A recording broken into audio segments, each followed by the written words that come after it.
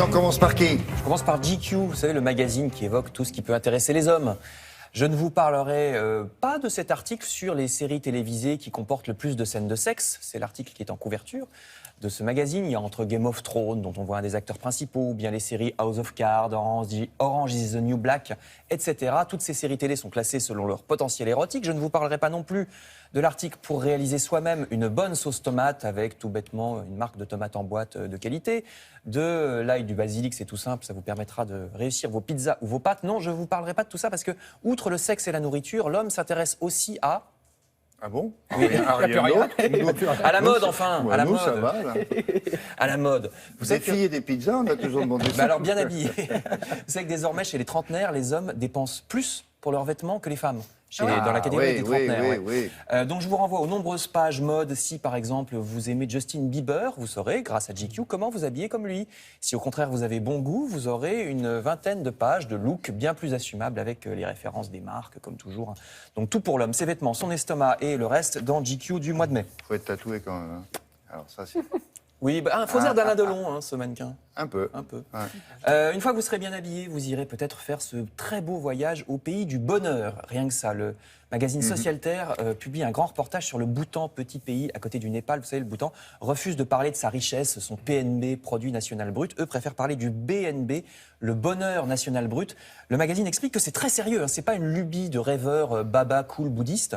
Il y a des bureaux exprès dans les ministères là-bas. Chaque projet est évalué par les fonctionnaires en fonction non pas de l'argent, mais du bonheur qu'il peut créer. Le gouvernement local suit les avis de ce bureau du bonheur. Par exemple, il refuse les accords commerciaux de l'OMC, cet organisme pour la mondialisation du commerce, parce qu'après étude, ils ont trouvé que ça apporterait davantage de malheur que de bonheur aux gens. Ça, c'est sûr. C'est ce qu'ils ont estimé. Alors, il y a des sondages réguliers. L'administration demande aux gens, est-ce que vous allez bien? Est-ce que vos voisins vous aident quand vous avez des ennuis? Tout n'est pas parfait, hein. Le magazine ne rêve pas non plus, mais enfin, c'est une idée intéressante. Tout ça dans le bimestriel Social Terre. De belles images aussi pour certaines venues de pays lointains dans un autre magazine, Les Passionnés de chemin de fer. Vous l'avez fait exprès? Quoi donc? De mettre Bhoutan et train derrière? Ah, même pas. Oh là là. Ou alors c'est mon inconscient qui... Moi, je pense que c'est votre inconscient. Bhoutan, train. Bravo.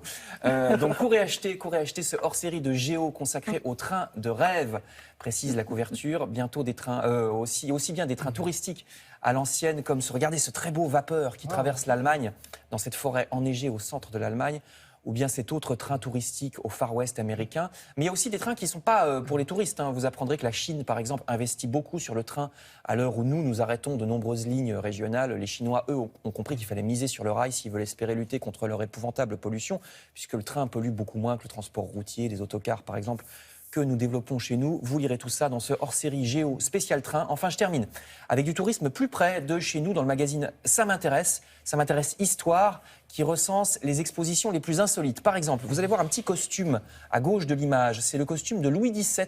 Vous savez, cet enfant qui n'a pas régné, fils de Louis XVI, il est mort en captivité pendant que son père se faisait guillotiner. C'est tout petit, ce costume. À droite, c'est un objet très étonnant. C'est un arbre généalogique de Polynésie française, avec des nœuds qui représentent chaque génération, les ancêtres. Ouais, c'est une espèce de totem.